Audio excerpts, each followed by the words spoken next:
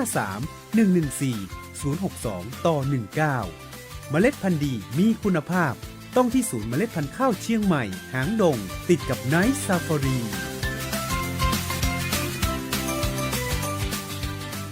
มองไม่ชัดใช้ชีวิตลำบากหรือปวดเข่าเดินไม่สะดวกมานานรู้หรือไม่สิทธิบัตรทองสามารถเข้ารับการรักษาได้ที่โรงพยาบาลสิริเวชลำพูนผ่าตัดรักษาโรคต้อกระจกช่วยให้กลับมามองเห็นชัดขึ้นใช้ชีวิตได้อย่างมีความสุขกับครอบครัวอีกครั้งผ่าตัดเปลี่ยนข้อเข่าเทียมสำหรับผู้ที่มีอาการข้อเข่าเสื่อมลดอาการปวดเพิ่มคุณภาพชีวิตให้ดียิ่งขึ้นดูแลโดยทีมแพทย์เฉพาะทางมาตรฐานโรงพยาบาลเอกชนสอบถามข้อมูลเพิ่มเติมโทร 053-582-888 โรงพยาบาลสิริเวชลำพูนอุ่นใจใกล้บ้านแพทย์เชี่ยวชาญบริการเยี่ยมฟ้าเขียวเหลืองส้มแดงสีกู้สีมีความหมายเจ้าเพราะส่งผลต่อการดูแลสุขภาพในแต่ละวันของท่านและคนในครอบครัวค่าฝุ่น PM 2.5 แสดงผลเป็นสีฟ้าหรือสีเขียวทำกิจกรรมกลางแจ้งได้ตามปกติค่าฝุ่นสีเหลืองอยู่ในระดับปานกลางประชาชนกลุ่มเสี่ยงควรใช้หน้ากากอนามัยและลดระยะเวลาการทำกิจกรรมกลางแจ้งค่าฝุ่นสีส้มหรือสีแดงอยู่ในระดับมีผลกระทบกับสุขภาพของประชาชนต้องสวมหน้ากากอนามัยป้องกันฝุ่นงดกิจกรรมกลางแจ้งและถ้ามีอาการผิดปกติควรต้องไปพบคุณหมอโดยด่วนเจ้าดูแลด้วยใจป้องกันด้วยความรู้ปป้องกันฝุ่นจิ๋วปิดประตูหน้าต่างคือมิดชิดปัดกวาดเช็ดถูด้วยผ้าจุ๊บน้ำบ่ให้ฝุ่นฟุ้งกระจายและป้องกันด้วยการสวมใส่หน้ากากอนามัยทุกครั้งหากจำเป็นต้องออกในที่โล่ง PM 2.5 บ่ใช่ก้าควันไฟที่พอบหันแต่คือภัยเงียบที่ซึมเข้าสู่กระแสเลือดและทำลายสุขภาพของเฮาได้กู้วินาทีตรวจสอบค่าฝุ่น PM 2.5 ได้ตลอดเวลาที่แอปพลิเคชัน Air for Thai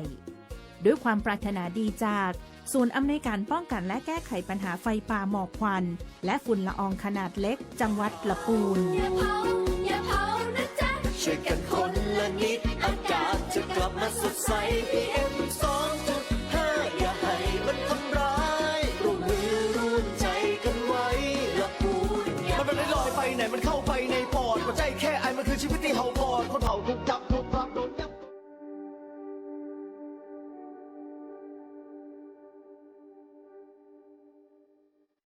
ท่านกำลังรับฟังการส่งกระจายเสียงจากสถานีวิทยุกระจายเสียงแห่งประเทศไทยจังหวัดลำพูน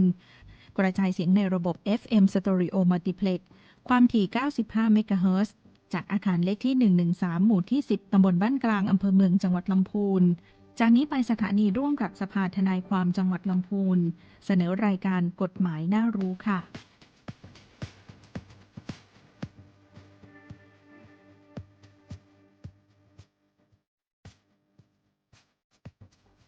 ครับสวัสดีท่านผู้ฟังที่เคารพทุกท่านครับพบกับรายการกฎหมายน่ารู้จากสภาทนายความทุกวันอาทิตย์นะครับ FM 95 17 นาฬิกาเศษถึง 18 นาฬิกาวันนี้ผมมาดำเนินรายการชื่อสุรชัยอาจินวัฒน์ครับก็เอากฎหมายน่ารู้มา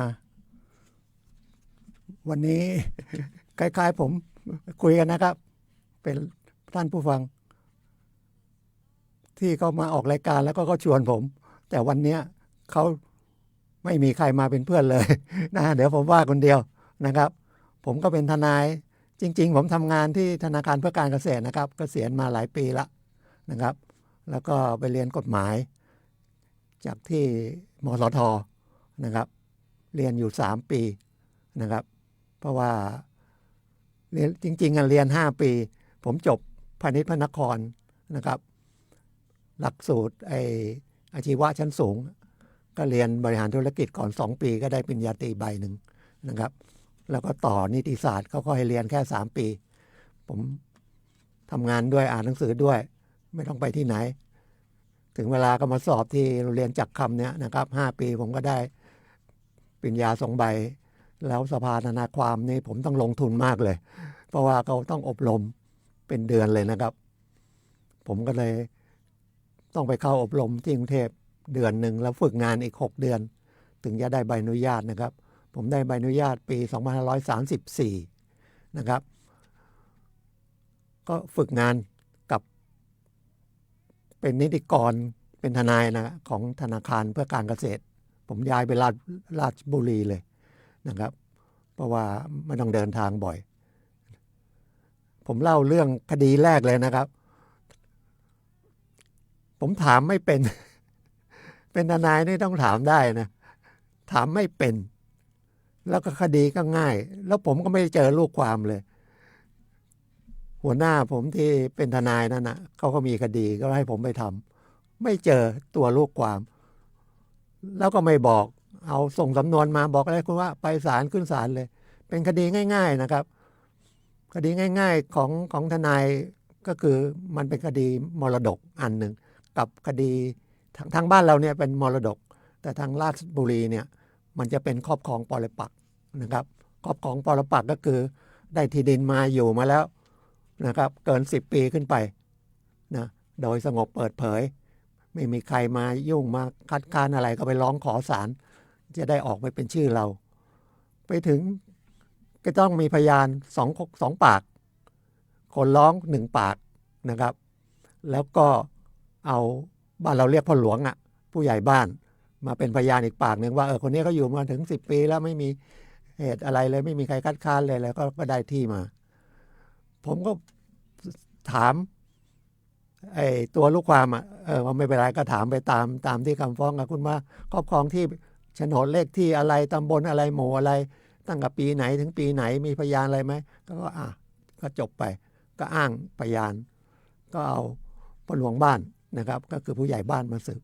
ผมจะถามเขาว่าเขาเป็นพ่อหลวงบ้านเนี่ยให้เขาตอบเนี่ยผมถามไม่ได้ผมถามศาลถามว่าคุณทำอาชีพอะไรเขาก็ทำอาชีพเกษตรกรก็งักศาลแล้วก็ไม่ถามเขาว่านอกจากทำอาชีพเกษตรกรแล้วยังมีงานอะไรต่างหากนี่อีกไหมเขาถึงจะตอบว่าเป็นผู้ใหญ่บ้านเนี่ยมันถึงรอดตัวมาได้เพราะว่าทีนี้มันต้องเตรียมทุกคดีนะครับอย่าไปบอกว่ามันง่ายมันยากแล้วต้องเจอลูกความคุยกันให้รู้เรื่องเลยนะครับถ้าไม่นั้นมันจะเป็นอย่างผมเนี่ยนะครับแล้วก่อนที่จะมีสภาทนายความนี่นะครับมันมีทนายเป็นพระราชทนายก่อนประมาณ 2508 แต่ไม่ได้ปกครองกันเองนะครับทนายไม่ได้ดูแลทนายกันเอง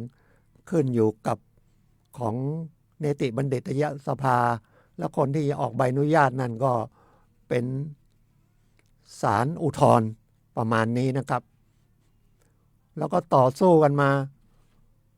3-4 สมัยในการประชุมของในสภารัฐสภาเนี่ยเพราะว่ามันต้องออกเป็นพระราชบัญญัติใหม่พอจะนั่นมาก็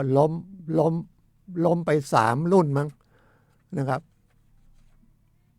20 ปีครับกว่าจะได้ดูแลกันเองนะครับได้มาพศ2000เดี๋ยวนี้เราอยู่ด้วยพศ2528นะครับเป็นพระราชบัญญัติสภาทนายความถึงจะมีปกครองกันเองได้นะครับเพราะว่าถ้าก่อนเนี้ยได้นิติศาสตร์บัณฑิตก็ไปขอขึ้นทะเบียนกับของหน่วยงานอื่นที่เป็นของศาลอุทธรณ์นั่นน่ะเป็นแล้วก็ออกใบอนุญาตให้แล้วก็ไม่ได้อบรมอะไรมาแต่พอมาเป็นรุ่นใหม่เนี่ย2528ถ้าท่านไปเจอทนายแล้วมีปีพศ2529นั่นเขาเป็นทนายก่อนพระราชบัญญัติอันนี้นะครับเขาก็เลยให้เป็นว่า2929นะครับแล้วพอถึงมา2930พอหลังจากนั้นผมอบรมเป็นรุ่นที่5นะครับได้ใบอนุญาต2534ก็30 กว่าปีแล้วก็เป็นทนายนี่ที่ผมมาเป็นเพราะว่าเคยมีประสบการณ์โดนเป็นผู้ต้องหาเองแล้วไม่รู้จะไปถามทนายยังไง แล้วก็ไม่มีใครมาช่วยเหลือนะครับ จริงๆมันก็ไม่ใช่คดีแรงอะไรหรอกไปตีเช็คแล้วมันเด้ง นะเราก็รู้ละเขาฟ้องเองเขาไต่สวน แล้วก็พอคดีเสร็จเราก็เลยไปรู้ว่าอ๋อคดีเนี่ยทนายเขาเก่งนะเขาเอาเช็คที่มันขาดแล้วเอามาฟ้องผมได้นะครับ มันขาดยังไง เพราะว่ามันต้องฟ้องภายใน3 เดือน เช็คมันเด้งไปแล้วเขาไปเด้งมันก็มีเป็นพระราชบัญญัติใช้เช็คนะเช็คเด้งก็คือเช็คไม่มีเงินนะถึงเวลาไปเบิกไม่ได้นะครับเข้าธนาคารก็ตีคืนออกมา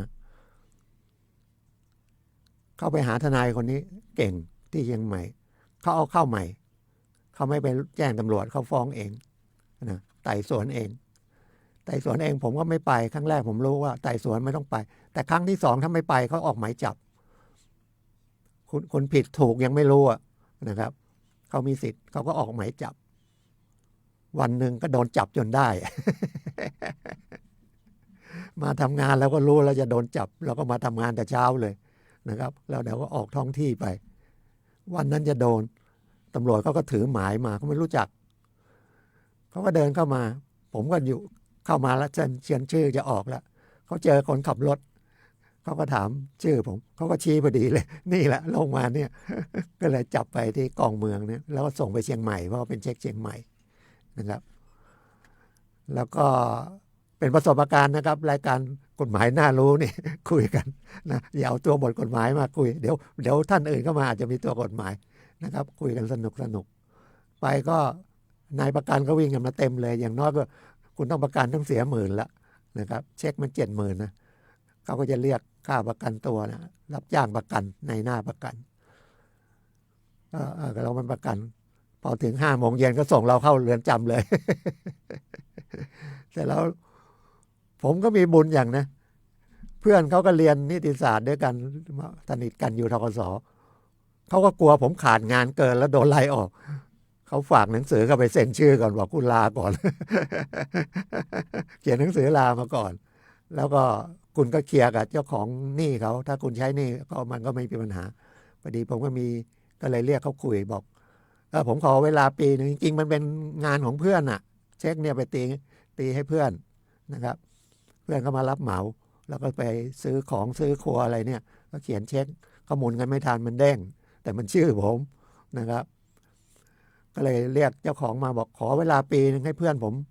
ได้แล้วเดี๋ยวผมคืนให้เงิน70,000ถ้าไม่ได้ผมคืนให้เองผมเอาที่ดินวางเขาเลยนะครับวางเขาใบหนึ่งมันก็โอเคมามันก็เป็นบทเรียนเยอะนะครับบทเรียนเยอะนะครับแล้วก็ผมเป็นทนายตั้งแต่ศาลที่มันยังอยู่ตรงเวียงยองนี่นะครับยังไม่มีศาลอยู่ข้างนอกนะเดี๋ยวนี้ก็เป็นข้างนอกนี่ก็เป็นศาลเด็กละนะครับเป็นศาลเด็กแล้วก็ย้ายไปอยู่ที่ศรีบัวบานนั่นก็เป็นศาลจังหวัดนะครับแต่ถ้าเชียงใหม่นี่มันมีทุกศาลเลยศาลแขวงศาลเด็กศาลจังหวัดนะครับที่มันมีหลายอันนี้ก็คือเขาแยกมาว่าคดีเล็กคดีน้อยอะไรอย่างเงี้ยนะอย่างศาลแขวงนี่ก็มันก็ไม่เล็กนะตอนแรกมันเล็กเงิน 2-3 หมื่นเดี๋ยวนี้เขาก็ย้ายมาถึงว่าท่านนี่ฟ้องกันไม่เกิน300,000นะคดีแพ่งก็เป็นคดีศาลแขวงนะครับแต่ถ้ามันที่ศาลจังหวัดนี่เขาก็เขียนเลขคดีเป็นคดีไม่มีข้อยุ่งยากอะไรเงี้ยนะครับแล้วก็เป็นความรู้อีกอย่างหนึ่งถ้าเราขึ้นศาลคดีแพ่งเนี่ยนะครับเราต้องเสียค่าธรรมเนียมศาลก่อนอย่างน้อย200เราเป็นคนฟ้องเนี่ยนะครับ100,000ก็ต้อง2,000นะครับต้องมีละค่าทนายต่างหากนะครับค่าใช้จ่ายส่งหมายอีกต่างหากนะครับแต่ศาลแขวงนี่ก็ดีนะถ้ามันไม่เกิน1,000 บาทคุณฟ้องเขาก็ให้เสียค่าธรรมเนียมไม่เกิน1,000 บาทคุณฟ้อง300,000ก็1,000 บาทนะครับก็เป็นเกร็ดเล็กเกร็ดน้อยเล่าสู่กันฟังนะครับก็ทุกท่านนั้นน่าจะสนใจเรื่องกฎหมายเดี๋ยวนี้สภาทนายความนอกจากไปศาลแล้วนะครับที่ศาลเด็กก็มีทนายไปนั่งนอกจากเจ้าหน้าที่แล้วนะทุกวัน ทุกวันเลยนะครับวันเสาร์อาทิตย์ก็นั่งนะครับเขาเรียกเป็นที่ปรึกษากฎหมายทางศาลเด็กเนี่ยเขาจะไม่เรียกทนายแล้วขึ้นศาลก็ไม่ต้องใส่ครุยแต่งตัวธรรมดาเขากลัวเด็กตกใจแล้วภาคษาก็ไม่ได้ใส่ครุยนะแล้วก็ไอ้บัลลังก์นั้นก็อยู่ระดับเดียวกับเด็กนะครับไม่นั้นเดี๋ยวเด็กจะกลัวเป็นผู้เยาว์นะเด็กก็คืออายุไม่เกิน18ก็12 13 14 15 16 17นะครับไม่เกิน18ถ้าเกิน18ต้องไปศาลใหญ่แล้วนะครับก็มีทนายไปนั่งดังนั้นท่านผู้ฟังมีปัญหากฎหมายนะใกล้ตรงไหนไปที่นั่นนะครับไปเลยที่ศาลเยาวชนครอบครัวในใกล้ๆเนี่ยเวียงยองเนี่ยนะครับแล้วก็มีอีก2ที่หนึ่งตอนนี้ก็ของตำรวจนะครับสภาทนายการร่วมมือกับตำรวจมีทนายไปนั่งทุกวันเหมือนกันนะครับไปนั่งปรึกษาเนี่ยไม่เสียค่าใช้จ่ายอะไรสักอย่างนะไปถามเลยครับอยากรู้เรื่องอะไรแต่ไปถามเนี่ยเอาตัวแท้ไปถามนะเอาเพื่อนไปด้วยบางคนให้คนอื่นมาถามเหมือนฝากไปซื้อยาอย่างเงี้ยมันไม่ได้นะฝากไปหาหมออย่างเงี้ยนะเดี๋ยวมันอาการไข้มันไม่ใช่นะครับเอาเอกสารทุกอย่างที่มันมีไปแล้วทนายก็จะเต็มใจช่วยเหลือนะทนายเขาก็เรียกทนายอาสาอยู่แล้วเป็นทนายที่มาให้ความช่วยเหลือจริงๆที่กองเมืองนะครับที่ต้นธง1 แห่งแล้วก็ที่นิคม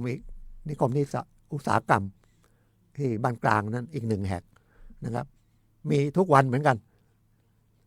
ไม่มีวันหยุดมีทนายทุกวันไปนั่งคุณไปเลยเอาว่า9 โมงเช้าถึงบ่าย3 โมงครึ่ง4 โมงอะไรเนี่ยมีทนายนั่งอยู่นะครับนอกจากอยู่กับตำรวจละนะไปคุยกับทนายนะครับแล้วมีหน่วยงานอีกอันหนึ่งที่ช่วยเหลือเราเรื่องกฎหมายนะครับเป็นของรัฐบาลยุติธรรมจังหวัดนะครับอยู่ใกล้ๆขนส่งนะครับเดือดร้อนก็ไปติดต่อที่อันนั้นก็มีทนายไปนั่งให้คำปรึกษาทุกวันราชการนะครับยังมีพักเปิดเพลงสักหน่อยพักเสียงนิดนึงนะครับ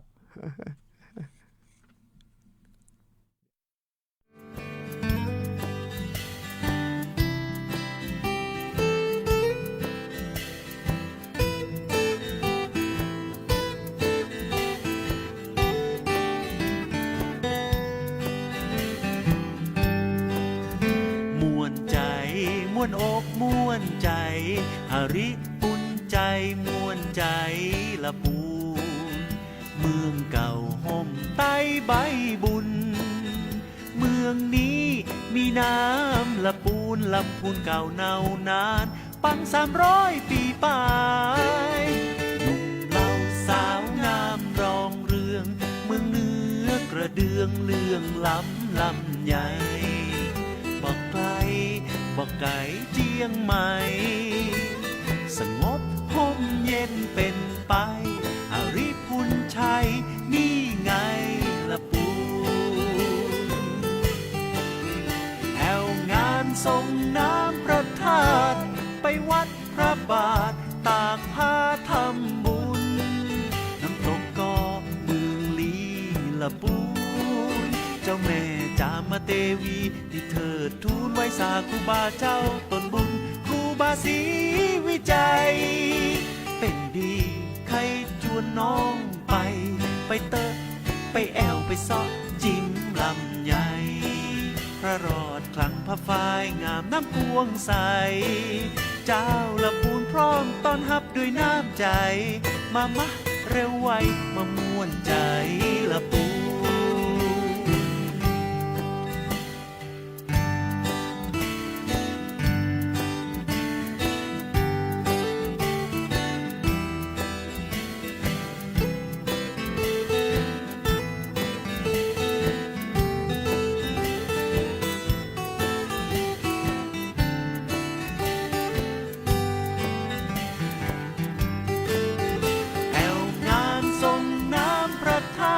ป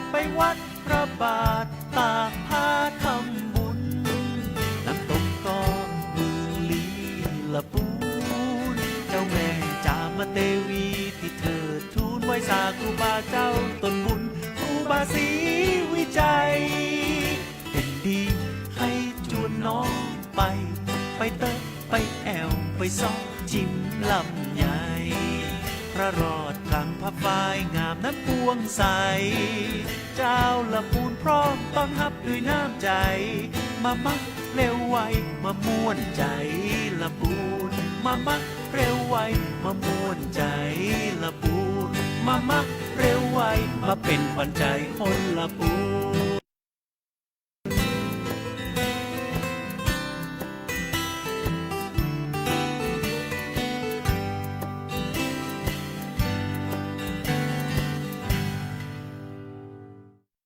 ครับก็มาพบกันอีกครั้งหนึ่งเมื่อกี้มีเพลงขั้นคือถ้าไปโรงพักนะครับมันมีสองประเด็นนะที่ไปพบกับเจ้าหน้าที่ตำรวจนะครับอันนี้ก็เป็นเรื่องสำคัญนะครับหนึ่งไปบันทึกไว้เป็นเฉยๆไปแจ้งสมุดบัญชีเงินฝากหายบัตรประชาชนนี่ไม่ต้องไปแจ้งนะครับบัตรหายบัตรประชาชนหายเนี่ยไปทำได้เลยนะถ้าเรามีไอ้ตัวถ่ายเอกสารเอาตัวนั้นไปไม่มีก็เอาทะเบียนบ้านไปมันจะได้มีเลขนะครับมันมีอยู่6อย่างที่ไม่ต้องแจ้งทะเบียนป้ายทะเบียนหายนะหรือบัตรประชาชนหายนะครับอย่างเงี้ยไม่ต้องใช้นะครับแต่อีกอันนึงต้องการไปร้องทุกข์ใช้คำว่าร้องทุกข์นะครับร้องทุกข์ก็คือต้องการให้ตำรวจเอาคนที่มาเราคิดว่าเขาทำผิดกฎหมายเนี่ยนะครับให้ไปจับกลุ่มมานะครับมาสอบสวนแล้วส่งอัยการก็ส่งฟ้องศาลนะครับอันเนี้ยต้องดูดีเขาจะลงว่าร้องทุกข์เนาะเพื่อดำเนินคดีตามกฎหมายมันจะเป็นกระดาษเปล่าๆเลยนะมันไม่มีประโยชน์อะไรบางคนไปลงพอมาเจอทนายบอกว่าไม่ใช่แล้วบางอย่างมันเป็นคดีที่ก็เรียกอายุความบางทีเรื่องช่อโกงอะไรพวกนี้บางทีมัน3 เดือนเองนะนับแต่วันรู้หรือตามเกิดเหตุมันต้องรีบไปแจ้งให้ตำรวจลงเป็นเรื่องไปก่อนถ้าไม่ได้มันต้องรีบไปหาทนายฟ้องเองเลยนะไม่นั้นมันขาดอายุความก็คือมันฟาวไปละเสียไปเลยเหมือนอย่างคดีเช็ค3 เดือนนะครับไม่ฟ้องของผมเขาเก่งเขาฟ้องเขาขาดไปแล้วก็เอาขึ้นใหม่ผมกลับมาอ่านเจอฎีกาเขาบอกมันตายไปแล้วมันจะตายรอบ2ได้ไงฎีกาเขียนอย่างนั้นมันก็เลยเข้าใจนะครับแจ้งความมันไปที่โรงพักนะถ้ายังไงผมอยากว่าถ้าไปโรงพักเนี่ยกองเมืองก็ดีนะนิคมอุตสาหกรรมก็ดีคุยกับทนายก่อนว่ามาทำอะไรนะครับมันจะได้เข้าประเด็นแล้วก็เป็นเรื่องที่คุณได้ประโยชน์เต็มที่นะอย่าไปตั้งว่าอย่างเดียวมาเลยมาหาตำรวจอย่างเดียวเลยนะครับทนายก็อยากจะมีคนมานั่งคุยด้วยนะครับมีบันทึกอะไรอย่างไรนะว่ามาทำงานแล้วมันได้เรื่องได้ราวเพราะเป็นงบหลวงเหมือนกันนะครับเป็นงบหลวงทนายไปนั่งนั่นก็ได้ค่าเดินทางค่างบหลวงนะแล้วมันส่งกระดาษเปล่าอย่างเงี้ยมันไม่สมควรเลยนะครับมันไม่มีคนมาติดต่อเลยนะครับให้ไปติดต่อนะครับแล้วก็ได้ข่าวว่าจะเปิดเพิ่มอีก2 แห่งอีก2 โรงพักแต่เชียงใหม่เยอะเลยนะครับแทบทุกโรงพักมีนะครับเข้าไปที่โรงพักไม่มีเสาร์อาทิตย์เหมือนกันไม่เสียสตังค์ด้วยนะไม่เสียทักบาทนะครับอีกอันหนึ่งเดี๋ยวนี้มันเยอะเลยนะไปเปิดบัญชีให้เขานะอย่านะครับไปเปิดบัญชีแล้วได้500 1,000เนี่ยนะคุณเอาตังค์ไป1,000 2,000คุณไปเปิดบัญชีนะครับแล้วเดี๋ยวเอาสมุดบัญชีมาเอาATM มาไอ้บัตรกดเงินเขาเอาไปทุจริตครับนะครับแล้วคุณโดนด้วยเลยคนแรกโดนก่อนเลยเนาะมาเยอะเลยวันนั้นตำรวจออกหมายเรียกมา5-6 รายนะครับตำรวจยังมีหน้าเดี๋ยวนี้ตำรวจออกได้แค่หมายเรียกนะ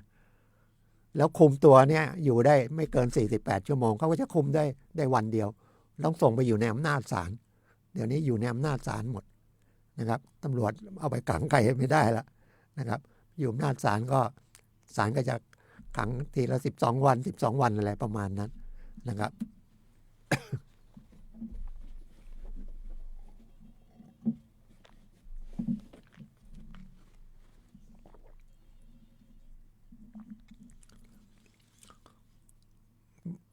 เขา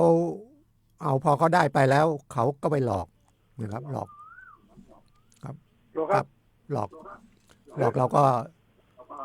อยากจะ เราไม่รู้นะ ทนาย เขาจับเราก่อนละเรามีหลักฐานอะบัตรประชาชนก็ของเรา ไอ้ธนาคารก็ของเราเนี่ย คุณจะปฏิเสธยังไงนะครับ คุณโดนก่อนละเนาะแล้วก็เจ้าทุกข์มานะครับ ผู้เสียหายมา แต่ถ้าเงินมันไม่เยอะ คุณใช้เขาก็ถอนเรื่องให้คุณได้ ถ้าผมเห็นมีเยอะบางทีก็10,000 20,000อย่างเงี้ยแล้วบางทีก็สงสารก็อาจจะ20,000เอา10,000เดียวก็จบกันก็ได้นะครับเขาก็ให้มันเป็นเรื่องที่ยอมความได้ก็ไม่ต้องไปมีเรื่องมีราวกัน แต่ถ้าเขาเรียกกับมีเสียงเข้านะครับ ผม ครับผมครับถาม สวัสดีครับทนายครับผม ครับผม ผมโทรจากเชียงใหม่ครับผมนี่แฟนประจำเลย จำราย อ๋ กา อ รนี่ เชียงใหม่ครับผมผมอยู่แถวๆนั้นไอ้ด้วยหล่อนะครับเพื่อจะพอดีได้ยินท่านทนายเกิดมาเรื่องอายุความของคดีทั่วๆไป ผมอยากจะถามอายุความของการลวนลามเนี่ยครับลวนลามผู้หญิงนะครับลวนลามผู้หญิง อ๋ออันนี้อายุความเยอะ ครับผม ต้องเปิดตัวกฎหมาย อันนั้นอายุความเยอะ ไม่ใช่ว่า3 เดือนแล้วครับ ไม่ใช่ว่าไปลวนลามแบบตั้งใจเงินเพียงแต่ไปจับไปโน่น ไม่ได้เดี๋ยวนี้กฎหมายออกใหม่ครับ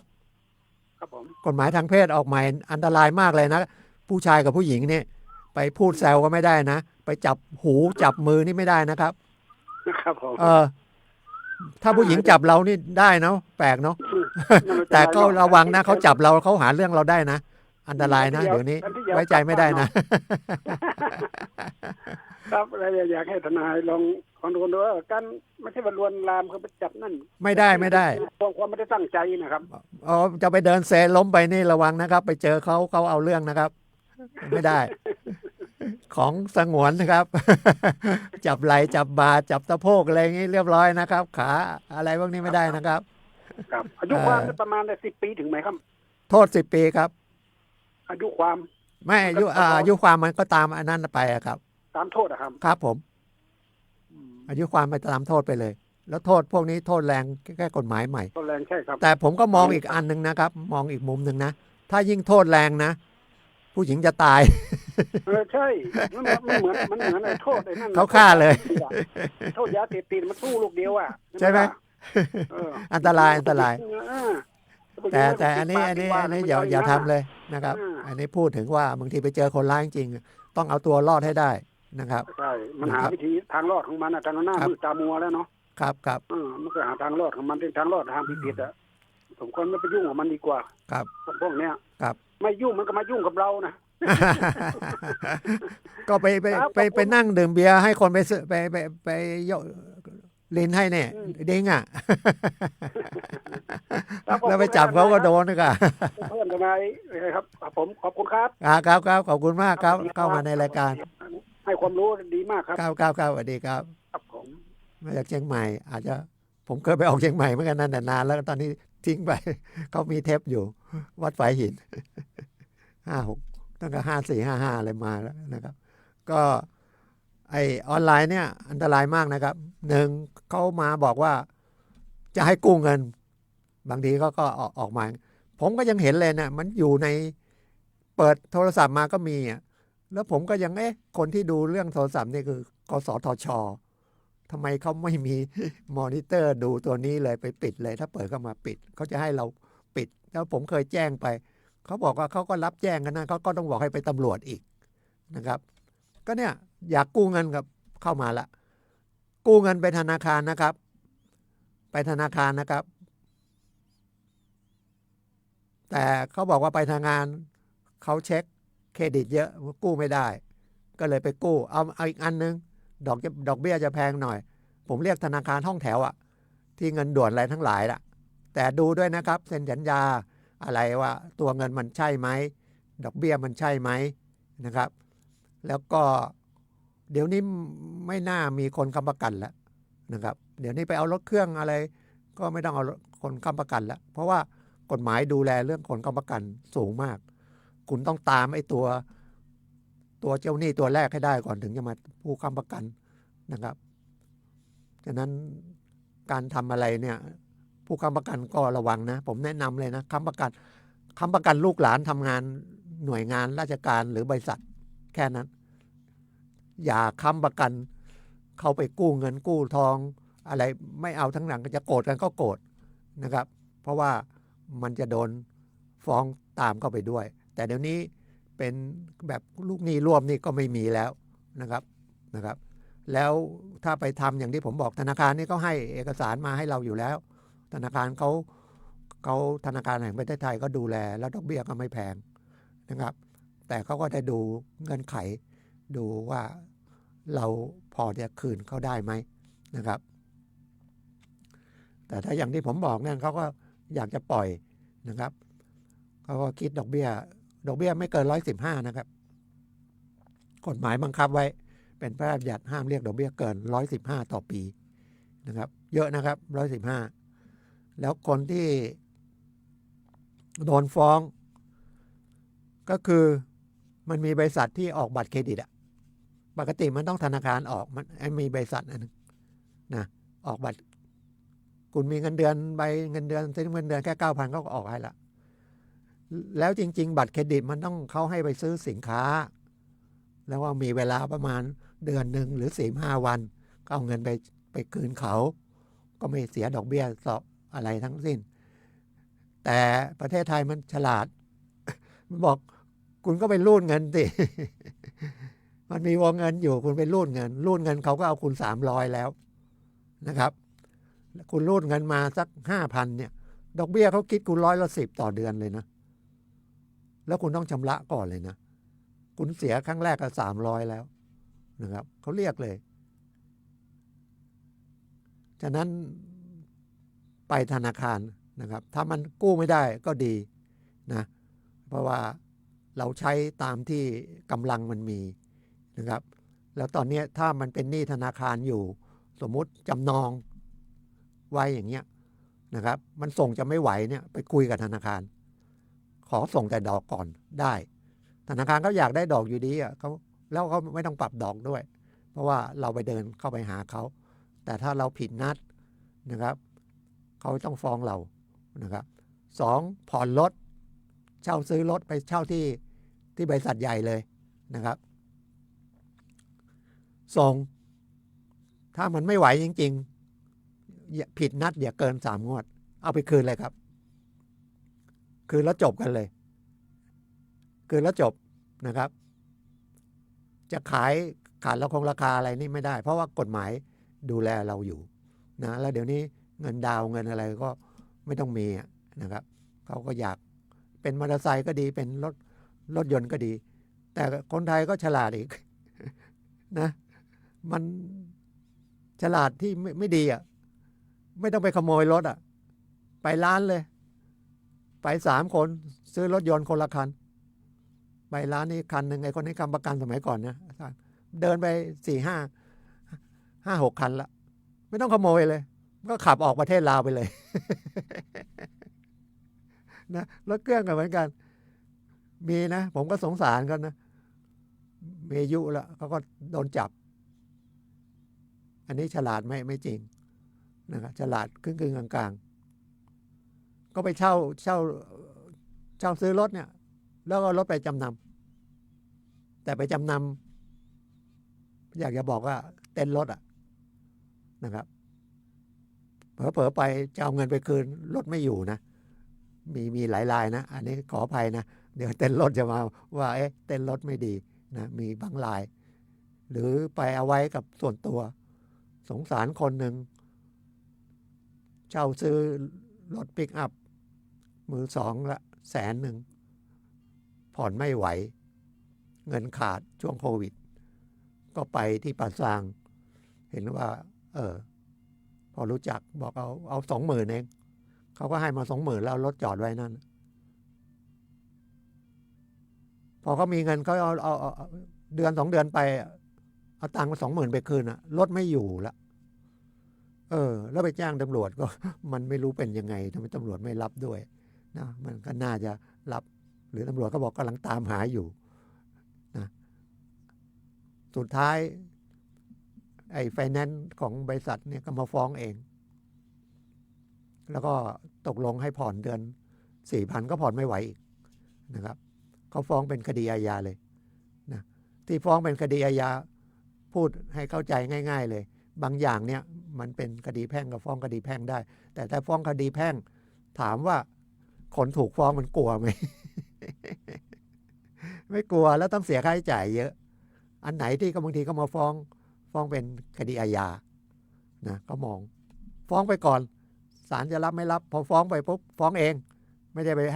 ให้ตำรวจให้อัยการให้ตำรวจสืบสอบสวนแล้วก็ส่งอัยการอย่างนี้ไม่ได้นี่ต้องขอจริงนะเท็จจริงเลยนะไม่นั้นคุณจะโดนแจ้งความเท็จนะครับก็ไปนะครับให้ทนายฟ้องเองไม่มาศาลเขาก็ออกหมายเหมือนที่ผมโดนอย่างนั้นนะคดีเช็คแล้วนะแล้วเราก็ต้องหลบหนีแล้วก็กลัวนะครับมันมีแถมมีคดีหนึ่งจะหมดเวลาแล้วนะเหลืออีก10 กว่านาทีอันนี้มันก็นานเลยแล้วก็เป็นคดีที่มันก็แปลกมันไปจี้รถเขาที่บ้านแต่มันทางนั้นมันเป็นคนดอยหมดเลยมันไปจี้เอามีดจี้แล้วเอามอเตอร์ไซค์ไปแล้วมันก็หนีไปอยู่กำแพงเพชรตำรวจเขาก็รู้ก็ตามไปก็จะจับก็ยังไม่จับเหลืออีกเดือนเนี่ยจับหิ้วมาเลยหิ้วมาก็ขึ้นศาลเราก็ถามผู้เสียหายว่าเฮ้ยเกือบ10 ปีแล้วคุณยังจำได้เหรอเขาบอกมันพูดภาษาไม่ใช่พูดภาษาเดียวกับผมศาลลงโทษมันเลยศาลเชื่อเลยว่าไอเนี่ยจี้รถจริงๆนะบอกว่าผมอยู่ทั้งนั่นเป็นคนดอยผมพูดภาษาดอยกันหมดนะไอ้นี่มันพูดเลยเอารถมาเป็นภาษาทางภาคกลางนะกำแพงเพชรมันก็ภาคกลางตำรวจหิ้วมาติดคุกนะครับฉะนั้นให้ระมัดระวังนะครับไปเปิดบัญชีเองเนี่ยอันตรายมากเลยนะครับมันเป็นชื่อเรา2อันนี้ก็เสียดายจริงๆนะความโลภของมนุษย์เสียไป1 ล้านเสียตังค์ไป1 ล้านเขาก็หลอกง่ายมากเลยมุกเก่าคุณอยากได้ดอกเบี้ย110ไหมเอามา50,000ดิผมให้ก่อนเลยผมเอาดอกเบี้ยให้ก่อนเลย10,000แล้วเดี๋ยว5 เดือนผมก็คืนพอ